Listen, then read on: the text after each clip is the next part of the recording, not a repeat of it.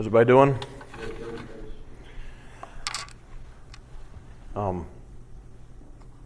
Challenging weekends past weekend, playing at Michigan. A lot of that had to do with the opponent. Thought there's some positives and some things to improve upon, from our perspective. But just to start, what an incredible stage that our student athletes had the opportunity to play on. And, certainly a tremendous opponent in front of us. And I will say coming out of the game, and I think probably Michigan feels this way also.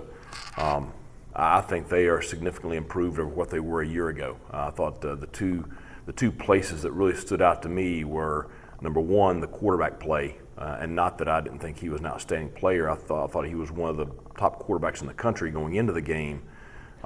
He's probably the best quarterback that I've faced as a head coach.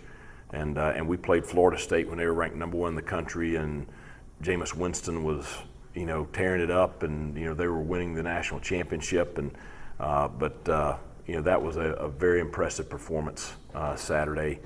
And I think defensively, Michigan has improved over a year ago, and I think that is an experienced veteran ball club that looks like a legitimate contender for the national championship. And I think that we could have made it a much more competitive game than it was. It could have been a much closer game, but we couldn't make the mistakes that we made. I thought that our kids competed very well. I thought we played our tails off for most of the day, and I think that there are some bright spots that we can take from that game and build on. And there's things, and the players and coaches, we all looked at the tape and found several areas that we could improve on fairly quickly. That would make a drastic difference in our performance. And I felt like we had a very motivated team Sunday, both in film and on the practice field. And the players have been around, all day yesterday, all day today. They went, all in on getting ready for Marshall immediately. They're really excited about this weekend being back in Dowdy-Ficklin. They understand the quality of the opponent coming in here. They understand exactly who Marshall is. It's going to be a great game, and they're excited to get out there. So I expect us to have a great week of practice this week, and really looking forward to Saturday afternoon. Questions? Coach, with Alex and Mason, how do you kind of find that balance of you want to try to get them in as much of a rhythm as possible? You guys have to win the game, obviously, as well. So what are those conversations like with you and your staff going to game days? Well, I think that both of them did some really, really good things on Saturday. And I think both of them had stretches on Saturday where they played really well. Both of them had some stretches where they can play better, and they know they will play better. And I think that was that's a pretty daunting stage for your first college start, or your second college start. The first one was during the pandemic in front of nobody. And I thought that Mason responded really, really well in the second half. I thought Alex did a great job coming in the second quarter and played really well off the bench. So I think there's things that both of them can take from that and build on, and areas that they can improve on. So that's what we'll focus on this week. And just excited to get the opportunity to go back out on Saturday and play again. That's the great thing about our sport. We get a chance this weekend to go back out and do it again. Coach, what are your thoughts on the way both quarterbacks handled some of the pre-snap type of stuff and trying to get the right play calls in and getting the reads in, some of that kind of stuff? Well, I would give you virtually the exact same answer I just gave Stephen. I think there are stretches where they did a really good job with it, and there are stretches that they can improve on it, and that's both of them.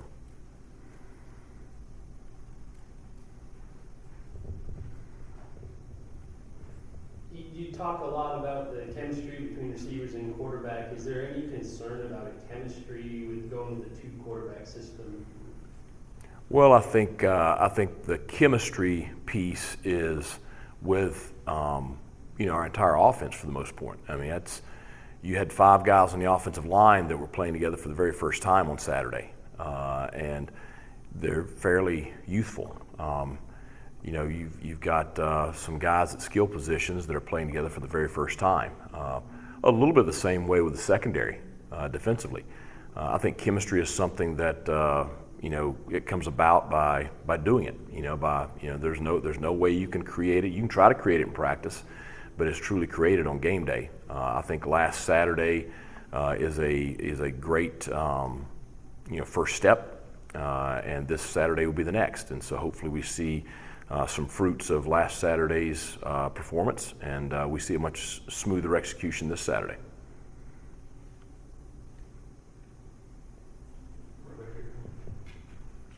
Just get into Marshall a little bit, some of the challenges they present for you this week, and some of the things you want to kind of take advantage of game plan wise.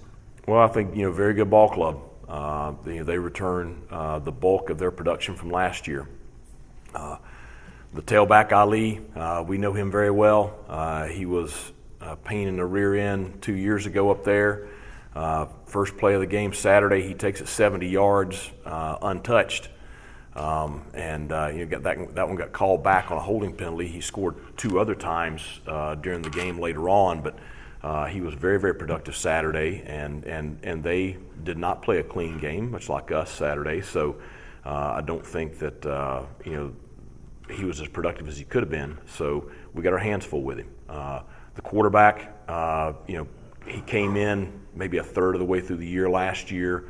Played very, very well down the stretch, and he has continued on. I thought he was very solid on Saturday. Really impressed with him. Gets the ball out of his hands fast. Really good athlete, good runner. Very accurate with the RPO game and all that stuff. So he's going to create some issues. The receiver number 10 is a dynamic playmaker. They got a tight end transferred from Central Michigan, number 83. Had a really nice game Saturday, so I think they are very dangerous offensively. Defensively, they return a bunch of guys from a very good defensive unit last year. Statistically, they were one of the better defensive units in the country last year. So good defensive front, very active linebackers, athletic secondary, very aggressive scheme. So this is a good football team coming in here. It's a 9-win team from a year ago, and I know they're one of the better teams in the Sun Belt this year, so it's going to be a great challenge. So, we had a dogfight up there 2 years ago. We were lucky to get away with a win there. It's going to be a dogfight this Saturday.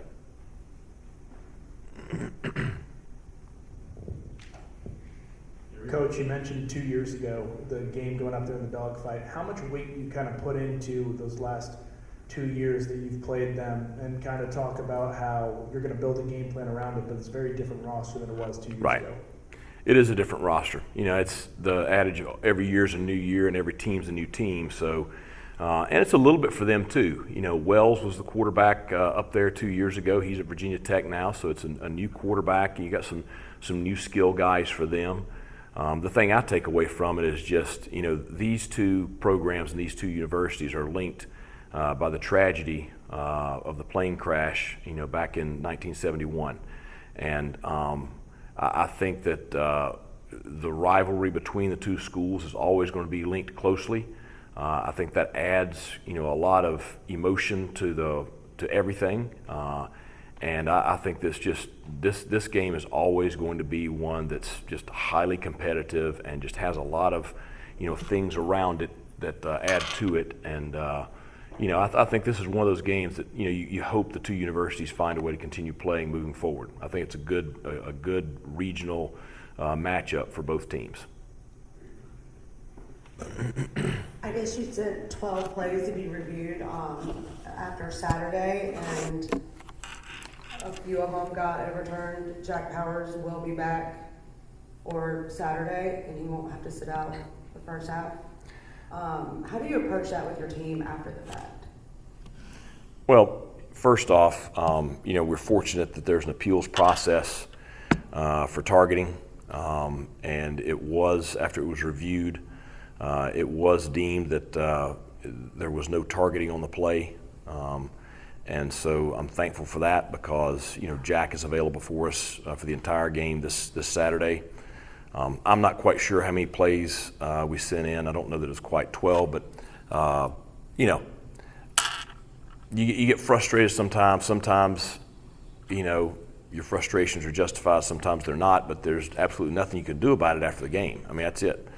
You know, I think everybody's human, and there's going to be human error anytime humans are involved. And it's the first game of the year. So just like me, just like the players, I'm sure that you know, everybody's trying to, you know, work the kinks out and do a better job this weekend. Coach, on the offensive side of the ball, a lot of different guys got in a lot of the skill positions. Yep. How well do you think you were able to evaluate? I mean, I looked at the running backs' plays, and we had about 4 guys that all played about the same amount of reps. Yeah, you know, I think we have a lot of competition at some spots, and the running back room is one of them. And I think, you know, it's like a lot of positions. You know, you're trying to make sure that you get the guys that have shown they're ready, get them, you know, playing time. You know, figuring out, you know, some guys that are maybe new to the program. You know, where do they fit? You know, how do things you know, where do they fit? How do they work together? You know, a lot of stuff like that. So it's you know, last Saturday was great because it's a game. It's not practice. You know, hopefully we get more snaps. You know, that game was pretty short as far as number of snaps for both teams last Saturday. It's just the way the game played out. So hopefully we'll have more snaps this week and be able to get guys, you know, more time on the field. No sacks allowed on Saturday. How big is that for a group that hasn't really played a ton together? And just your overall thoughts on the O-line? No sacks for either team. You know, and when was the last time you saw a college football game with that? So, you know, I think first time together, you know, taking that in consideration, the opponent that we faced, and just the talent and experience across on the other side of the ball, I would say you're not disappointed in the offensive line and their performance on Saturday. I thought we had some really bright spots. Just like everything else, we got some areas we can improve on. The key is going to be, you know, how do we take that and how do we play this week? I thought Dustin Hall showed great leadership in his first game as a Pirate, and you know, that was a big bright spot for me. I thought Richard in his first college start handled himself, you know, pretty well. I thought the tackles had a tough task against what they were playing against, and they had some really good stuff and some stuff that was, you know, they can improve on. I thought Jacob and Isaiah, you know, both did some really positive things, and there's some things that they can improve on. So, you know, I'd say you're not disappointed first time out. I expect them to play better this week, and if they can do that and continue to trend that direction, then we'll be very happy with them this year. Coach, you talked about just the overall excitement around opening day, but this is home opening day, which is also right up there. So it's something you got to deal with this week. There's nothing like Dowdy-Ficklin Stadium. I mean, our fans, you know, I expect the stadium to be full Saturday.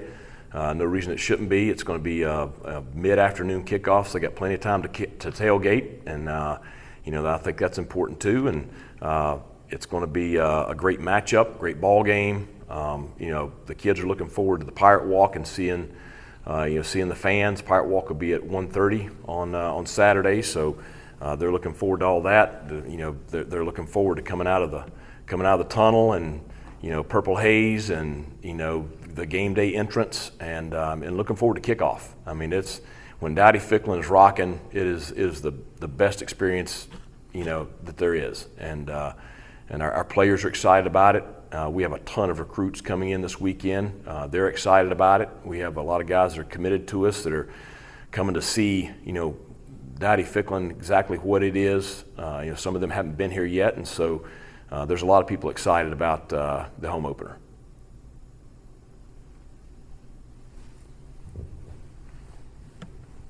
Coach Kerry King, he had a great offseason. You know, was in mind probably to play a lot for you guys. We didn't see him Saturday. Can you update us on his status? Unfortunately, Kerry is out for the season, and it's I'll tell you what, that one breaks my heart now. That kid has worked his tail off, had put himself in a position to start. He would have started Saturday for us against Michigan. had a great preseason, and it was just one of those freak deals. And so right now he's, biggest thing with him right now is just trying to make sure he stays in a positive place mentally. He'll be back, but not this year. And we'll miss his production on the field. We'll miss his leadership in the locker room. He's got to get through some things right now personally, but he'll be back as a part of our team from a support standpoint. But it's just one of those things that happens unfortunately in athletics.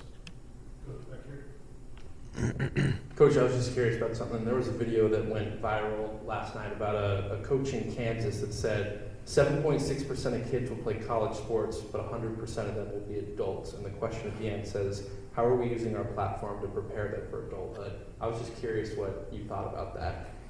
I think that is the ultimate responsibility of a coach.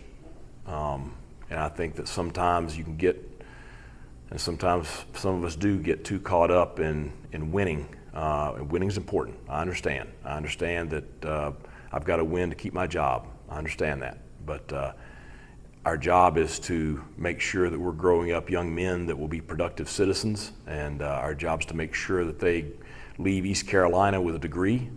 I'm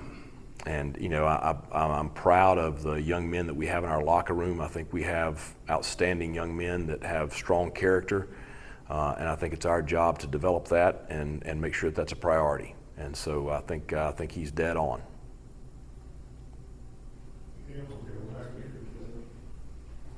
You talked about the pomp and circumstance. You love this. Is there one thing that you love in particular that you dream about when it's off season, about game day, whether it's running out of the tunnel or something?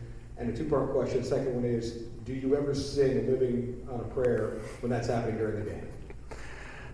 I don't sing, but that's one of the highlights. There's nothing like that, especially, the Pirates are playing well and the stadium's energized, and the fans are into it, and there's a lot of things about game day that I dream about in the off season. I really enjoy the Pirate Walk because it gives you a chance to really engage the fans.